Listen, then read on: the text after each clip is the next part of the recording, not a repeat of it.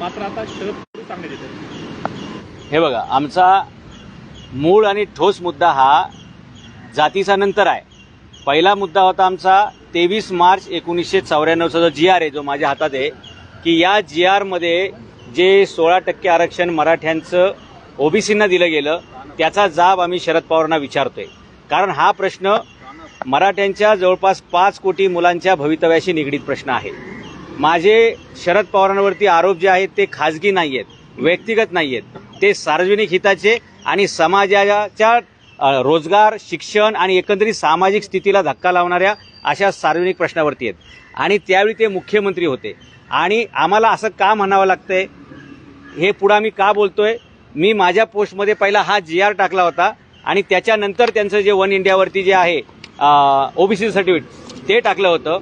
लक्षात घ्या की प्रत्येक जातीच्या पुढाऱ्याला आपल्या जातीचा कळवळा असतो, हे स्वाभाविक आहे। छगन भुजबळ ओबीसींबद्दल ठामपणे बोलतात, इतर जातीचे नेते त्यांच्या जातीबद्दल ठाम बोलतात। मग शरद पवार हे एकमेव असे नेते आहेत की जे मराठ्यांबद्दल कधी ठाम भूमिका घेत नाहीत। ही आळीमिळी गुपचिडीची भूमिका नेहमी का असते?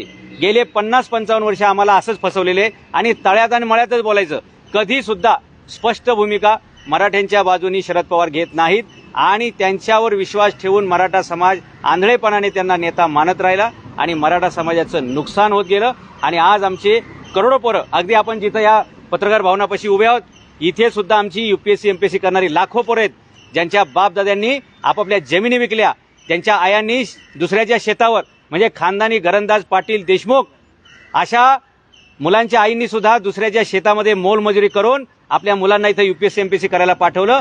1-1, 2-2 मार्कांनी आमची पोरं हुकली आणि बऱ्याच लोकांच्या नोकऱ्या गेल्या। 2.5 ते 3 लाख पोरं आमची चांगली कॉम्पिटिटिव्ह असताना, चांगली गुणवत्ता असताना त्यांना नोकऱ्या मिळालेल्या नाहीत। त्यांच्यापेक्षा कमी मार्क असणारे लोक त्यांच्या समोर भरती होतात, त्यांच्यापेक्षा कमी मार्क असणारे लोक पाठीमागून येऊन वरच्या पदावरती जातात। काय फक्त मराठा म्हणून जन्माला आले हाच त्यांचा दोष आहे का?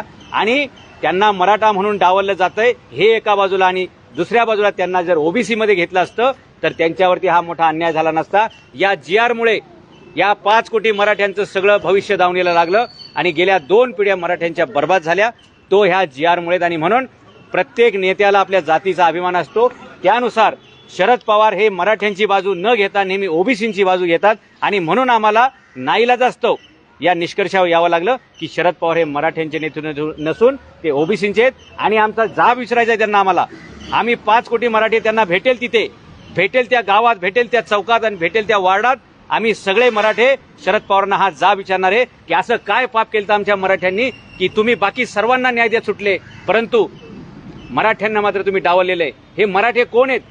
ज्यांनी इथल्या 12 बलत्रा 18 पगड जातीच्या सर्व उपेक्षित शोषित घटकाला कायम न्याय दिला, देशाच्या रक्षणासाठी ज्यांनी कायम बलिदान दिलं, त्याच समाजाला तुम्ही वंचित ठेवता, त्याच समाजाला तुम्ही गरीब करता। असा काय आकस आहे तुमचा मराठा समाजाबद्दल? हा जाब आम्ही सातत्यानं त्यांना विचारत राहणार आहोत। आणि याचं आम्हाला फिरवीचं उत्तरं नको आहेत, तळ्यात मळ्यात आणि जर तर ही उत्तरं नको आहेत, आम्हाला स्पष्ट उत्तर पाहिजे। काय म्हणता तुम्ही की माझी जात सगळ्यांना माहिती आहे, मग सांगा ना तुमचा जन्मदाखला दाखवा, त्याच्यावर काय लिहिलेले? माणसाची जात त्याच्या जन्मदाखल्यावर असते। मला 5 कोटी मराठ्यांना आणि संपूर्ण भारतीय लोकांना बघायला आवडेल तुमच्या दाखल्यावर नक्की काय दिलेलं आहे। अहो, दाखला काढताना तरी कार्यकर्त्यांनी नीट काढला पाहिजे। उगाच आलतू फलतू बोगस कागदपत्र काढतात आणि परत साहेबांची बदनामी होईल असं काम करतात। माझी विनंती आहे साहेबांना की साहेब चांगले अभ्यासू कार्यकर्ते, त्यांना संधी देत चला। हे असे कंत्राटदारांना संधी दिल्या आणि लक्षात घ्या, A ग्रेडचा विषय हा जर B ग्रेडच्या लोकांनी हाताळला तर त्याचं D ग्रेड व्हायला वेळ लागत नाही। आणि म्हणून महत्वाचा विषय अभ्यासू लोकांनी तो हाताळला पाहिजे। आयऱ्या नत्तू खऱ्याचं काम नाहीये या विषयावरती बोलणं। कुणी उठतंय आणि काही प्रतिक्रिया देतंय, प्रतिक्रिया साहेबांनी दिली पाहिजे, कारण साहेब अभ्यासू आहेत असा आमचा समाज आजही। बाकीच्यांनी बोलू नये या विषयावरती। तुमच्याकडे काय पुरावे ते ओबीसी आहेत तो पहिल्यांदा दाखवा। दाखला जो तुम्ही म्हणताय ना, तो दाखवा, तुमच्याकडे ते ओबीसी आहे तो दाखला तुम्ही समोर आणलं। हा, तुम्ही ज्या दाखल्याबद्दल बोलताय ना, तर तो दाखला पण मी घेऊन आलेलो आहे। मला वाटतं कालच तो दाखला काहीतरी व्हायरल झालेला आहे आणि त्या कार्यकर्त्यांनी स्वतःच्या हातामध्ये, म्हणजे बघा लांगून लचन किती असतं। अहो, तुम्ही तुमच्याच नेत्याला गोत्यात आणणारे कागदपत्र काढता। तुम्ही जो दाखला काढलेला आहे, तुम्ही जे मला जो विचारलाय प्रश्न, खरं तर आज मला त्या दाखल्यावर बोलायचं नव्हतं। माझा आजचा विषय मॅक्झिमम हाच आहे की 23 मार्च 1994च्या GR बद्दल बोला। म्हणजे आपल्याकडे सामना आणि ते सिंहासन पिक्चर मध्ये एक डायलॉग होता ना, ते मारुती कांबळेचं काय झालं? आम्ही 5 कोटी मराठे जाईल तिथं पण एकच प्रश्न विचारणार आहे की आमच्या 23 मार्च 1994च्या त्या GR काय झालं. राहिला प्रश्न तुम्ही आता जो दाखल्याचा विचारलेला आहे तो त्या कार्यकर्त्यांनी जो दाखला दाखवलाय तो हा दाखला आहे. या दाखल्यावरती लिहिलेलं आहे डुप्लिकेट. ओके, हा दाखला काढलेला आहे आता अलीकडे, बरोबर, आणि हा दाखला इंग्लिशमध्ये आहे.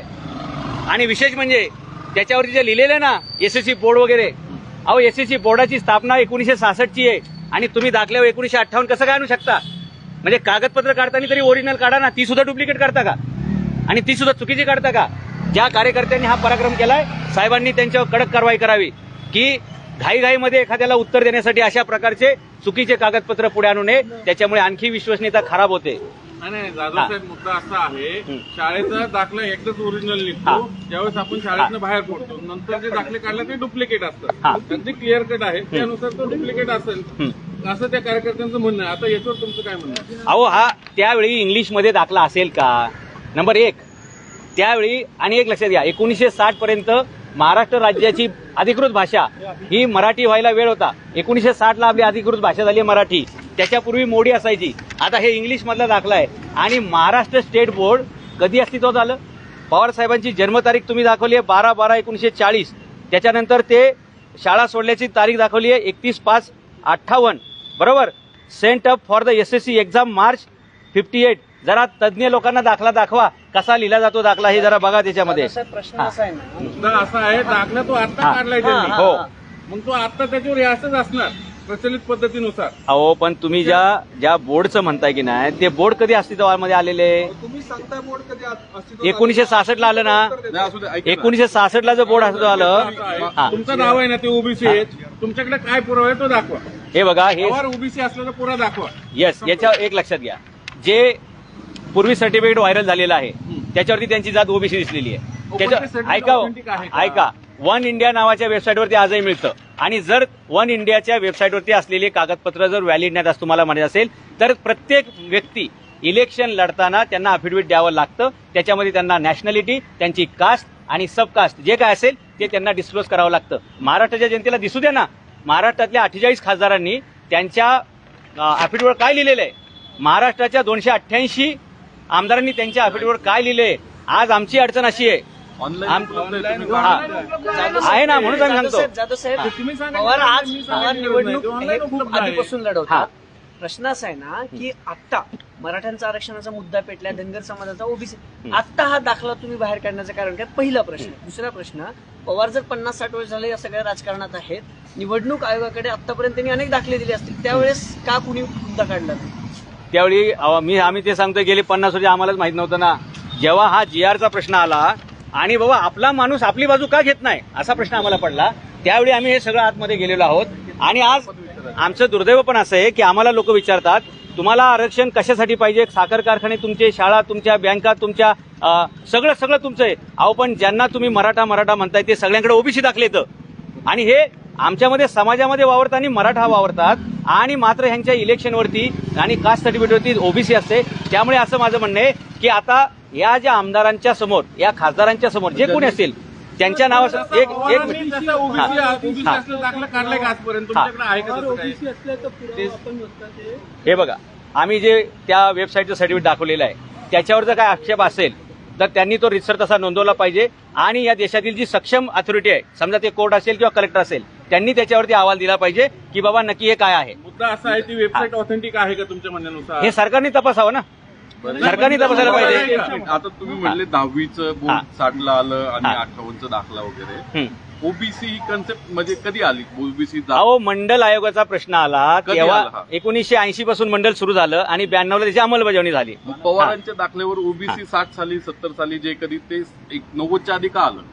कसं आलं हाच प्रश्न आहे. सांगा ना. नाही तुम्ही गॅप्स घेतलं. जर मंडल आयोगाच्या अगोदर समजा हे ओबीसी वगैरे काय म्हणायचं असेल तुम्हाला, 1958ला, 60ला, 65ला, 75ला, 78ला कोणीही व्यक्ती ओबीसी कसा लावू शकतो? मंडलाची जनगणना 1980 पासून सुरू झाली. तुम्ही उत्तर. हा, मी ते सांगतोय ना, 80च्या अगोदर कोणाच्याही दाखल्यावरती ओबीसी येणं शक्य नाही.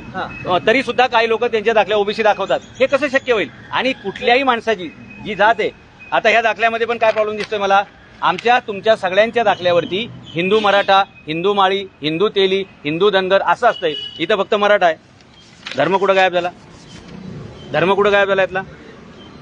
याचं काय करायचं? अशा अनंत चुका आणि कायम कन्फ्युजनचं वातावरण निर्माण होते. आमचं म्हणणं हेच आहे की या जातीपेक्षा आमचं प्रश्न जातीवर का आला तर हा GR मुळे आलेला आहे. आणि हा 23 मार्च 1994चा GR आहे. तोच मराठ्यांसाठी कर्दनकाळ आणि मराठ्यांच्या भविष्याची राखण या GR मुळे, या GR नुसार मराठ्यांच्या हक्काचं 16% आरक्षण हे ओबीसींना दिलं गेलं आणि ओबीसींना जे वाढीव आरक्षण दिले गेलेले ते मराठ्यांच्या हक्काचं दिले गेलेलं आहे. आणि जर ते ओबीसींचं आरक्षण असं म्हणून न देता मराठ्यांचं मराठ्यांना दिलं असतं तर मराठा समाजाला 57 मोर्चे काढायची गरज पडली नसती, आमरण उपोषणाच्या गरज पडल्या नसत्या, जरांगे पाटलांना 2 वेळा प्राणांतिक उपोषण करायची गरज पडली नसती आणि हे उपोषण मिळावं म्हणून आतापर्यंत शेकडो तरुणांनी आत्महत्या केल्या त्या सुद्धा वाचल्या असत्या. ओबीसींना एक मिनिट, ओबीसींना किती आरक्षण जास्त दिलंय GR मध्ये? माझ्या माहितीनुसार 16%, आता इथे 34% दिसतंय. म्हणजे कमीत कमी 16% मराठ्यांचं ओबीसींच्या कडे गेलेलं आहे. किती द्यायला पाहिजे होतं तुम्हाला? जरा बेरीज वाचून दाखवा ना. हे बघा, याच्यामध्ये वाचून दाखवा. अनुसूचित जाती जमाती आणि बौद्ध धर्म स्वीकारलेले व्यक्ती 13%, म्हणजे SC. ST आहे अनुसूचित जाती 7%, विमुक्त भटक्या जाती 4% आणि इतरच मागासवर्ग 10%. असं मिळून हे जवळपास 34%. कसं म्हणतो तुम्ही? काय अहो साहेब, SC ST तर राज्यघटनेत बाबासाहेबांनी दिलंय ना. हो साहेब, हे बघा, ही मर्यादा 34 वरनं डायरेक्ट 50 वरती गेली. ते 16चा आकडा तोच आम्ही सांगतोय की हे 34 प्लस ते 16 असं मिळून 50% ते गेलं. नाही पण GR मध्ये नाहीये ना मग. अहो हे साहेब, हे 34% की नाही, या GR नुसार पुढे 16% दिलेले आहे. कुठे? हे सगळं तुम्ही वाचा, तुम्हाला आम्ही व्हॉट्सअपला पाठवून देऊ. नाही, नाही, नाही, तसं नाही नाही हा तुम्ही दाखवा ना. हे आम्हाला SC ST वर तुम्ही कॅल्क्युलेशन दाखवते. हे बघा, मराठ्यांना आरक्षण देता येणार नाही कायद्यानं हे शरद पवार का म्हणतात? नाही, आता हे मुद्दे याचं कारण काय? नाही नाही नाही 50%. हा ठीक आहे ना, 50%ची ओबीसी आमचं खाल्लं. पॉईंट टू पॉईंट जो आता हे बघा, याच्यामध्ये 34% गेलेलं आहे. त्याच्यानंतर हे बघा, 34% मध्ये SC ST आहे. हा तुमचा SC ST ला ऑब्जेक्शन आहे? नाही नाही नाही आहे का सांगा. हे बघा, याच्यामध्ये SC ST 13. थांबा, त्याला ऑब्जेक्शन आहे? नाही नाही नाही ते घेऊच नका ना. ओबीसी, SC चा. हे बघा, हे ओबीसी जे 10% आहे ते ओबीसी डायरेक्ट 27% वरती गेले. लक्षात घ्या. कुठे गेलं सांगा साहेब, कुठे म्हणजे तुम्ही हा फक्त एकच GR आहे. या GR मध्ये आहे का? नाही नाही, या GR मध्ये नसू द्या, असे बऱ्याच गोष्टी नाही, येतं. नाही, नाही तुम्ही नाही, हे बघा, स्पेसिफिक काय, हे 34% आरक्षण आहे. हे 34% गेलेले आहे. ओबीसीनं 34% आरक्षण आहे. ओबीसी 34% आरक्षण खातात. दाखवा, ऑन पेपर दाखवा, संपला विषय. ओबीसी 34% नाही, त्यांची लोकसंख्या 34% आणि जवळपास 32% आरक्षण त्यांच्याकडे गेलेलं आहे. दाखवतो. नाही नाही, हे बघा, पुढे या GR मध्ये 34% आहे. लक्षात घ्या. साहेब, SC नाही नाही नाही ST ला तुम्ही हे करू नका. SC तुम्हाला सांगतो, SC ST ला तुम्ही ऑब्जेक्शन घेत असाल. नाही नाही, तुम्ही तुमचे असं नाही नाही नाही की जाधव साहेब SC STच्या आरक्षणाला आक्षेप घेत आहेत. हे बघा, आमचं SC ST बद्दलचं तेव्हाही काही मत नाही, आजही मत नाहीये. हे इतर मागासवर्ग ओबीसी जे 10% लिहिलेलं आहे ते नंतर एकदा 4% वाढवलं कधी? आहे. त्याच्या तारखा वेगळ्या नाही, आहेत. हा GR का आणलं तुम्ही? या GR मुळे घोटाळा सगळा झालेला आहे. नाही म्हणजे मंडल आयोग काय त्यावेळेच्या मुख्यमंत्र्यांनी मंडल आयोग नाही, लागू केला मग का? आमचं म्हणणं आहे, जर ह्याच्याबद्दल जास्त क्वेरीज असतील बरं का, नाही नाही किंवा तुम्ही साहेब दिशाभूल नाही नाही, करणारी दिशाभूल माहिती नाही. देताय. हे बघा, याची मंडल आयोग श्वेतपत्रिका कोणी लागू काढावी. केला ते सांगा. VP सिंगांनी केला.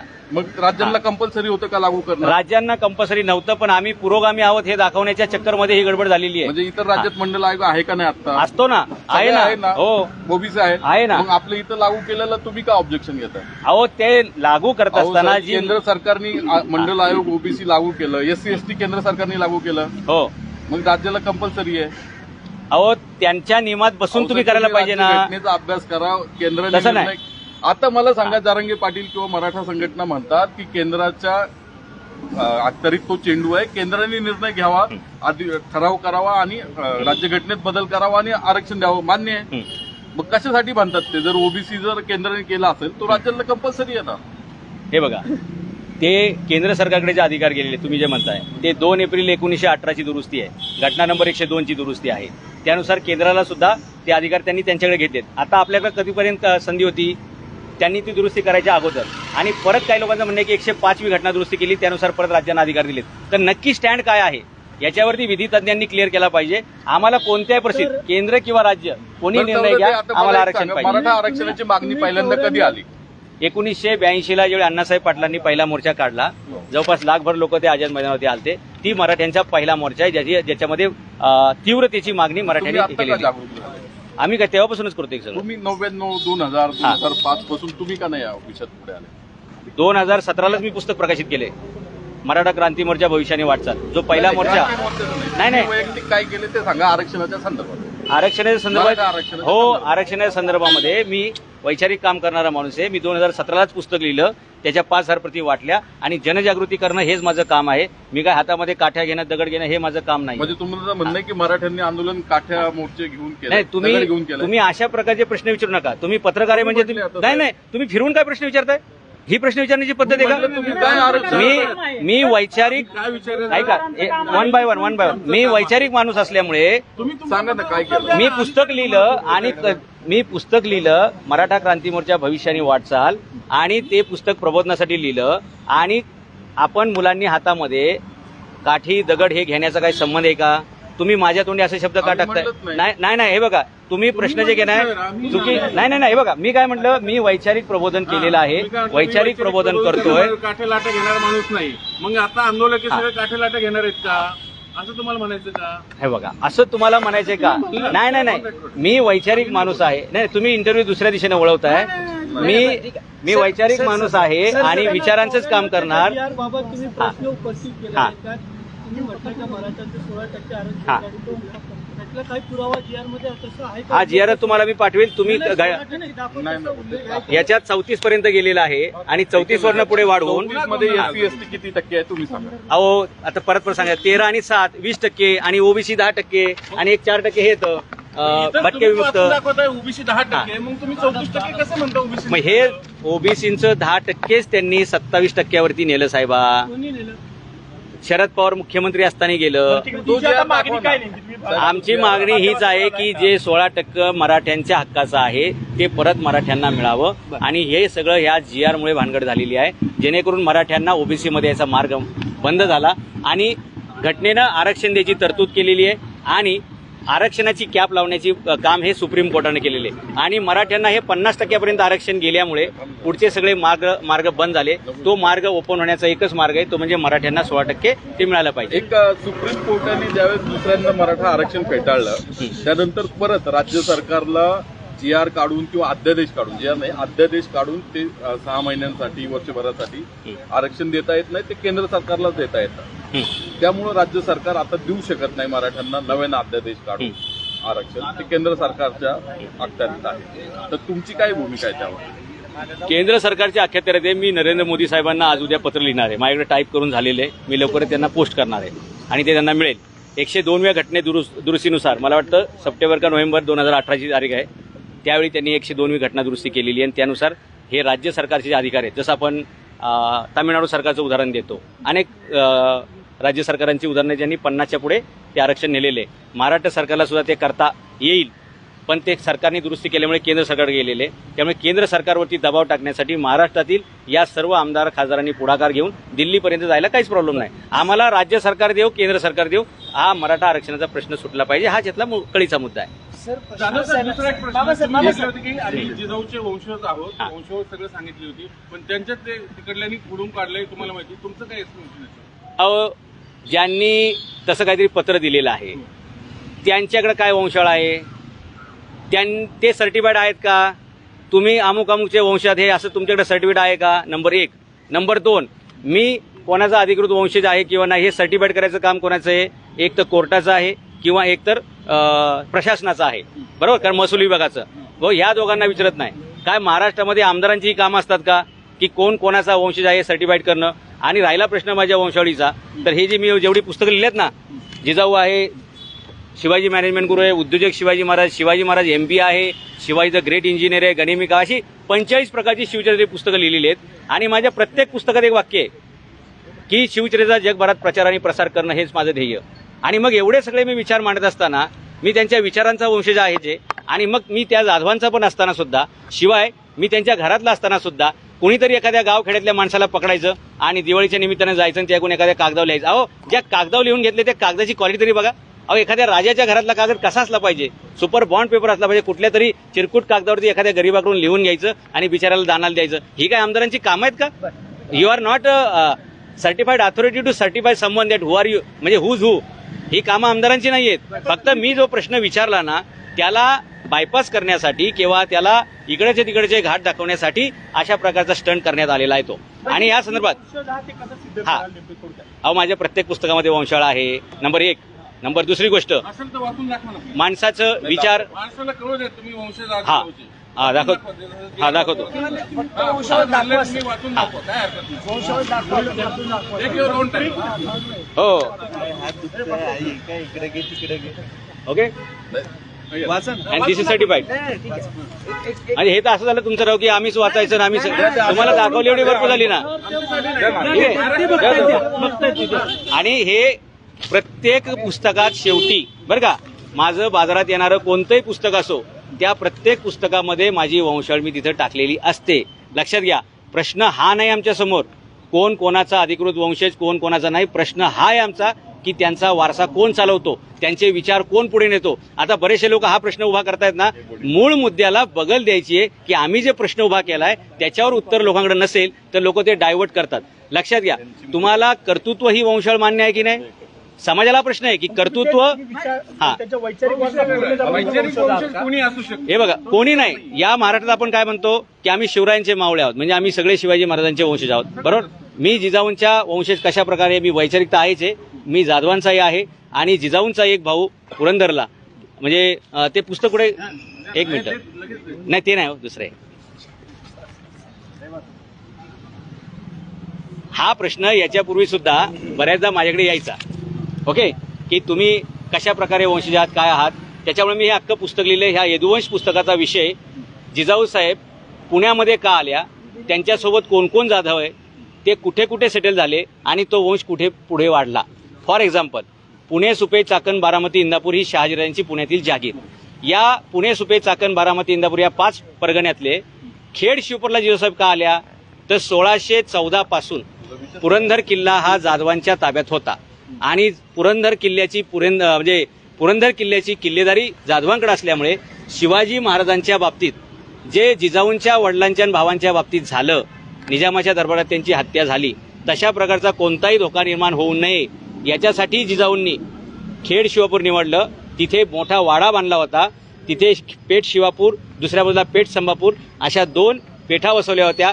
जिजाऊंचा एक भाव आणि त्याची पूर्ण फॅमिली इकडे शिफ्ट झाली होती आणि याच फॅमिलीतला मी असल्यामुळे मी जिजाऊंचा वंशज आहे असं म्हणण्याचा मला कायदेशीर, नैतिक, वैचारिक पूर्ण बाजूने अधिकार आहे. आणि याची सगळी बाजू या पूर्ण पुस्तकामध्ये यदुवंश महाराष्ट्रात कसे जाधव आले त्यानुसार. आरक्षणाचा एक प्रश्न आहे. हा, मराठा आरक्षणाचा मुद्दा आजचा नाहीये. मराठा आरक्षणाची मागणी गेली अनेक वर्षापासून होते.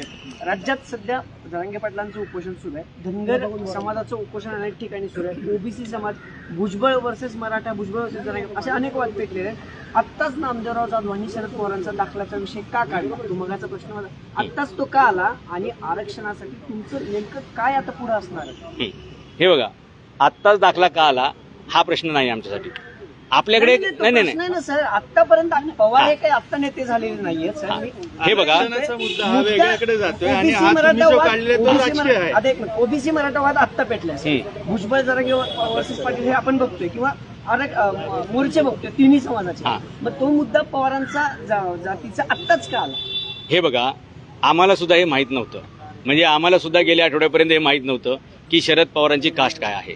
मी इतिहासकार म्हणून ह्या बाजूने अनालिसिस करायला सुरुवात केली की अरे प्रत्येक नेता आपापल्या जातीची बाजू घेतोय, शरद पवार हे कधी आपल्या जातीची बाजू घेत नाहीत. नक्की कारण काय असेल, म्हणून आम्हाला आतमध्ये खोलामध्ये जावं लागलं. आणि मराठ्यांना आरक्षण का मिळत नाही कायदेशीर याच्या सुद्धा मी आतमध्ये गेलो, तेव्हा ह्या GR पर्यंत आम्हाला जावं लागलं.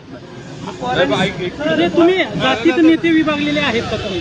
हे बघा, असं तुम्हाला वाटतं का सगळे आम्ही नेते त्या जातीपुरतेच मर्यादित नाही, आहेत? जो तुम्ही संदर्भ देता ते पवारांच्या जातीचा पुरावे देत नाहीये, फक्त 94चा दाखला देतात ते जी खोलात गेले म्हणजे तुम्ही त्या आधारावरती ओबीसी वेबसाईटवरची आणली आहे. तुम्ही दाखला देतात प्रामुख्याने ते ओबीसी असल्याचा पुरावा काय आपल्याकडे? ते सर्टिफिकेट जे व्हायरल झाले की नाही पण ते आहे कसं होईल सर? काय मग याच्यावरती एक लक्षात घ्या. का अभ्यास केलाय तुम्ही हो मग म्हणून तर आम्हाला सापडलं ना ते आम्हाला खोलात गेले म्हणले तुम्ही वेबसाईटचं उचललं. येस मग आम्हाला वेबसाईटवरती सापडलं ते क्रॉस आम्ही चेक करायला पाहिजे होतं. क्रॉस चेक करायला काय त्या वेबसाईटवरती आहे. जर ती वेबसाईट फ्रॉड असेल, त्या वेबसाईटचा दावा चुकीचा असेल तर प्रशासनाने तसं सांगावं, प्रशासनाने त्यांच्यावर कारवाई करावी की बाबा तुम्ही एखाद्याचा दाखला कसं काय टाकला.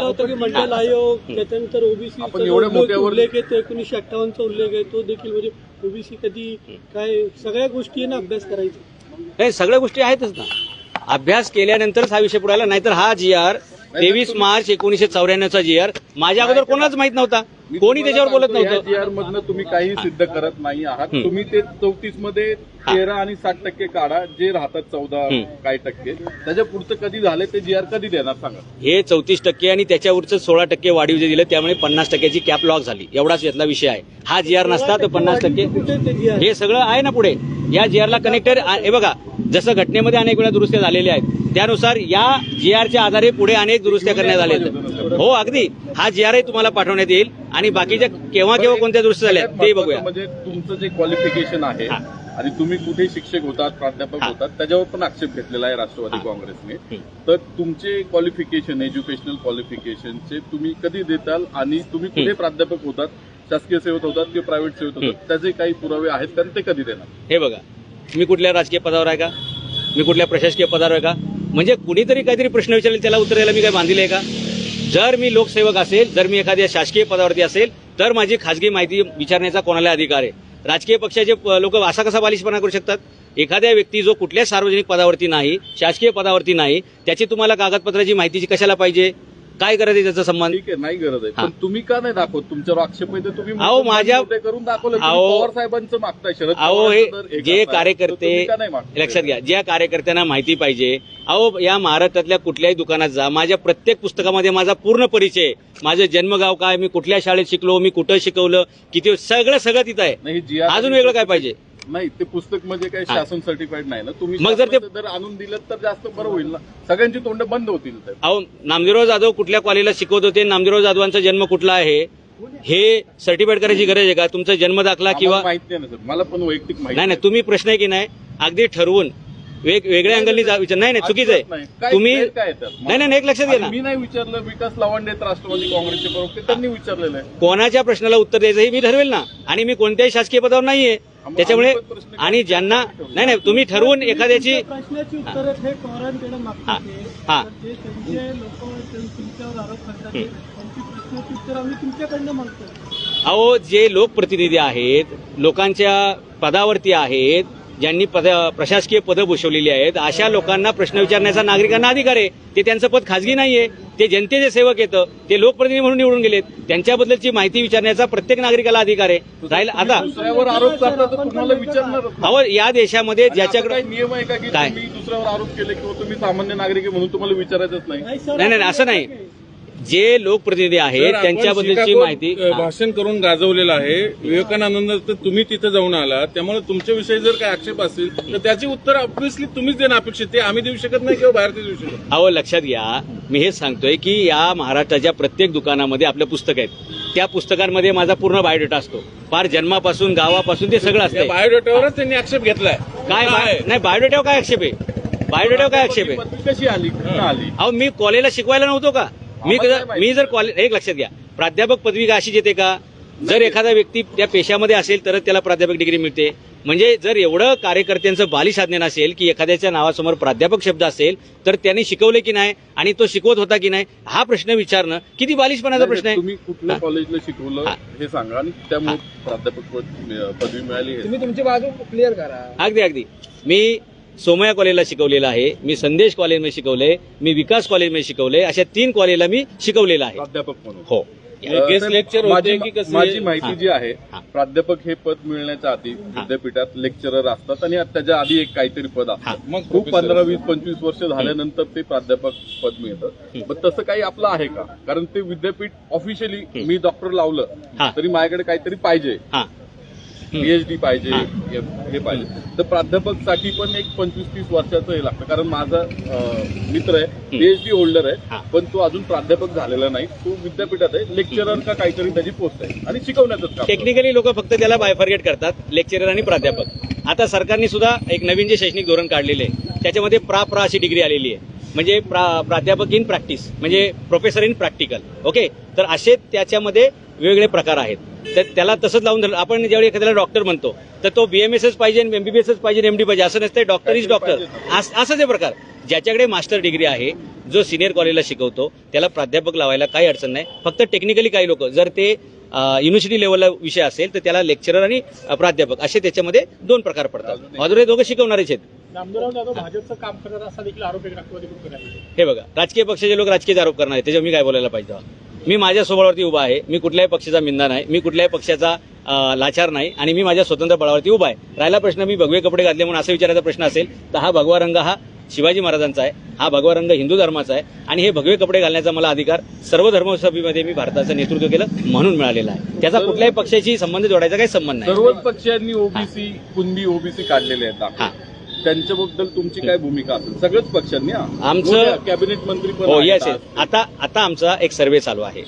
या महाराष्ट्रातले 48 खासदार आणि 288 आमदार जे समाजामध्ये मराठा म्हणून मिरवत आहेत, पण ऍक्च्युली कागदावर त्यांचे ओबीसी असे दाखले आहेत, या सगळ्यांचा आम्ही डेटा तयार करतोय. आणि मराठा समाजावर जो आरोप आहे की मराठा समाजात सगळे श्रीमंत आहेत, कारखाने यांचे, बँका यांच्या, शाळा कॉलेज यांचं, सगळं यांचं, असं लोकांचा समज आलाय बरं का. पण ज्यांच्या शाळा आहेत, कॉलेजेस आहेत, आमदार आहेत, खासदार, हे सगळे ओबीसी आहेत, यांच्याकडे ओबीसी दाखले आहेत, आणि म्हणून मराठा समाजाचं मागासले पण सिद्ध करता येत नाहीये. पण त्यांचे असे कोणते आहे त्यांचे काही नाव सांगा. आम्ही आम्ही यादी बनवतोय. खूप मोठी यादी होणार आहे. 288 पैकी किमान 100 आमदार निघतील आणि 48 खासदारांपैकी किमान 15 ते 20 खासदार हे ओबीसीसाठी गेले. जे मराठी आहे. नाही, आम्ही काल परवाच काही सूचना दिल्यात आमच्या सहकारी मित्रांना की बाबा आपल्याला याचा छडा लावावा लागेल. जे मराठी किती लोक आणि जे ओबीसी तुम्ही म्हणताय कुणबी दाखले घेतलेले, पण त्यांच्यात लग्न संबंध आहेत, आताही होते, आधी पण झालेले. ते काही मानत नाहीत की ते ओबीसी आणि मग आम्ही त्यांच्याशी नातेसंबंध किंवा लग्न, आमची मुलगी देणार नाही किंवा त्यांचं मुलगी, ते झालेले आहेत. आता रिसेंटली पण झालेले. नाही, प्रॉब्लेम कुठे येतोय? जेव्हा तुम्ही सरकारी नोकरीला जाता, जेव्हा तुम्ही शाळेची फी भरायला जाता, किंवा जेव्हा तुम्ही इलेक्शनचा उमेदवार म्हणून लढायला जाता, तर त्यावेळी हे दाखल्याचा विषय येतोय. बाकी सोयरिकीच्या वेळी प्रत्येकाला माहिती असतं ते त्यांचं देवक वगैरे ह्याच्यावर की बाबा हा कोणत्या ह्याच्यात बसतो काय वगैरे, तर तो प्रश्न नाहीये. यांनी काय केलं, मराठा समाजाची फसवणूक कशी झाली की या सगळ्या नेत्यांनी आपापली गुपचूप सर्टिफिकेट काढून घेतलेली आहेत. कशासाठी? राजकीय आरक्षण लाटण्यासाठी असं म्हणायचं? हो येस, राजकीय आरक्षण लाटलेलं आहे. बाकीच्या पण काही सवलती असतात त्या घेण्यासाठी केलेले आहे. आणि लक्षात घ्या, जर तुम्ही ओबीसी सर्टिफिकेट काढले, त्याचा अर्थ तुम्ही मान्य करता काही मराठा समाजाच्या नेत्यांनी ओबीसीचं राजकीय आरक्षण लाटण्यासाठी बोगस ओबीसी कुणबी दाखले काढले, बरोबर? तुम्ही म्हणताय काही नेते, आम्ही अभ्यास करायला लावलेला आहे, आम्ही शोध घेतोय. बरेच नेते असे आहेत, बरेच बरं का, मूडवर नाही, मोठा आकडा निघणार आहे. आणि त्याच्यामुळे आमचं म्हणणं आहे की या नेत्यांनी ओबीसी सर्टिफिकेट घेतल्यामुळे आणि वावरायला ते मराठा समाजात असल्यामुळे मराठे श्रीमंत आहेत, प्रगत आहेत, खाऊन पिऊन आहेत असा लोकांचा समज झालाय. हे प्रस्थापित बाजूला झाले तर मराठा समाजाचं वास्तव चित्र दिसेल की मराठा समाजाची परिस्थिती अत्यंत बिदारक आहे. जरांगे पाटलांच्या समर्थनासाठी राज्यभर जे आहेत ते मराठा समाजाचे लोक उपोषण करतायत, साखळी उपोषण करतायत, आंदोलन करतायत. तुम्ही असं काही उपोषण वगैरेला बसणार आहात? आमच्या आंदोलनाचे 2 हत्यार आहेत, एक उपोषण आणि दुसरं प्रबोधन. मनोज जरांगे पाटील हे उपोषणाच्या माध्यमातून या चळवळीचं नेतृत्व करतील आणि प्रबोधनाची संपूर्ण जबाबदारी माझ्या खांद्यावरती असणार आहे.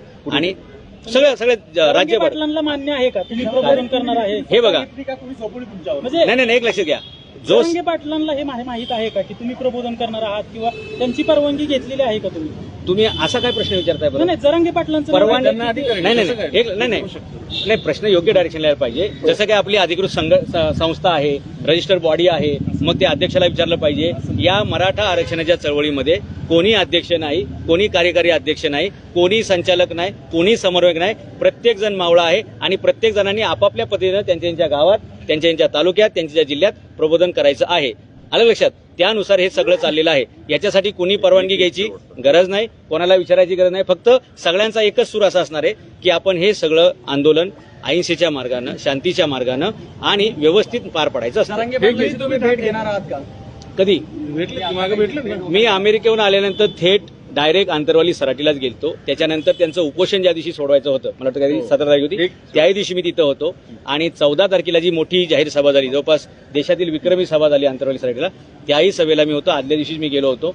आणि प्रत्येक वेळी मी स्टेजवर दिसलोच पाहिजे किंवा त्यांच्यावर फोटोच काढला पाहिजे हे काय मला अपेक्षित नाही. काम करणं हे अपेक्षित आहे. काम करणारा माणूस मोठा होतो, फोटो काढून काय फायदा नसतो. तुम्ही अभ्यासू आहात, प्रबोधन करताय, पण मात्र आता उपसमितीने आतापर्यंत काय काय कामं केले त्याचा एकदा तरी आढावा घेतलाय का? कोणती उपसमिती? मराठा आरक्षणासाठी जी नेमलेली आहे, ज्याच्यात चंद्रकांत पाटील अध्यक्ष आहेत, त्यांच्याकडनं कधी आढावा घेतलाय का? ते आढावा वगैरे घेण्याची जबाबदारी की नाही मनोज जरांगे पाटील यांच्यासोबत काही तज्ज्ञ लोक आहेत. ते 123 गावं आहेत आणि काही समाजातील बुद्धिवादी वर्ग आहे. त्यांचा सतत डायलॉग चालू असतो. आणि म्हणून तुम्हाला जे असं वाटतं ना की प्रत्येक प्रश्नाचं मनोज जरांगे पाटलांकडे उत्तर रेडी कसं असते, तर त्याच्यावरती सारखं ब्रेन स्टॉर्मिंग चालू असतं, त्याच्यावर विचारमंथन चालू असते. आणि मनोज जरांगे पाटील ह्या मराठा आरक्षण संघर्ष योद्धा म्हणून आहेत, त्यांचे ते नेते आहेत.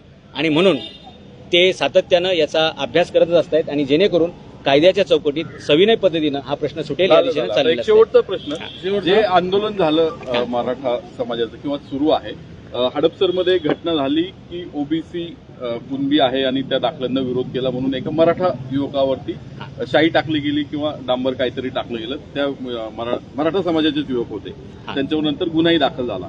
बीडमध्ये प्रकाश सोळंकी असतील किंवा काही इतर लोक असतील, ते काहीतरी बोलले होते, त्यांची घरं पेटवण्यात आलेली आहेत किंवा हल्ले झालेले आहेत.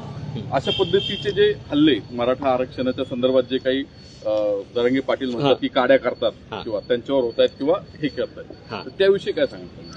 बघा, समाज दोन असतील, समाज एक असतील, भावाभावामध्ये पण भांडण होतात, घरामध्ये पण भांडणं होतात, गावामध्ये पण. मराठ्यांना पण सोडत नाही येतात. नाही तसं नाही. तुम्ही असं म्हणू नका. बऱ्याचदा गैरसमजुतीतून किंबहुना चुकीची इन्फॉर्मेशन, अपुरी इन्फॉर्मेशन आणि गलतफहमी अशा कशाही मार्गाने मतभेद होऊ शकतात.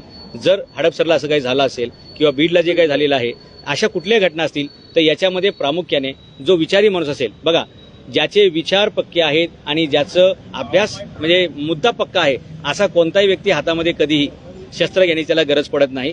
माझी सर्व बांधवांना विनंती आहे, ते ओबीसी असतील, मराठा असतील किंवा कुठल्याही जाती धर्माचे असतील, आपण सगळे एका देशात राहतो. 12 बोलतर 18 पगड जातीचे लोक आहोत, एका गावगाड्यात आपण राहतो. सगळ्यांनी गुन्ह्या गोविंदाने नांदून आपल्याला हा देश पुढे न्यायचा आणि कुठलाही देश प्रगती करण्यासाठी, तो विकसित होण्यासाठी शांतता लागते आणि ती शांतता आपण सगळ्यांनी कायम ठेवली पाहिजे. ओबीसी आरक्षणाला तुम्ही विरोध करताय, त्यामुळे पोलीस संरक्षण घेऊन करताय तुम्ही? नाही. ओबीसी आरक्षणाला विरोध करा असं तुम्हाला कोणी सांगितलं?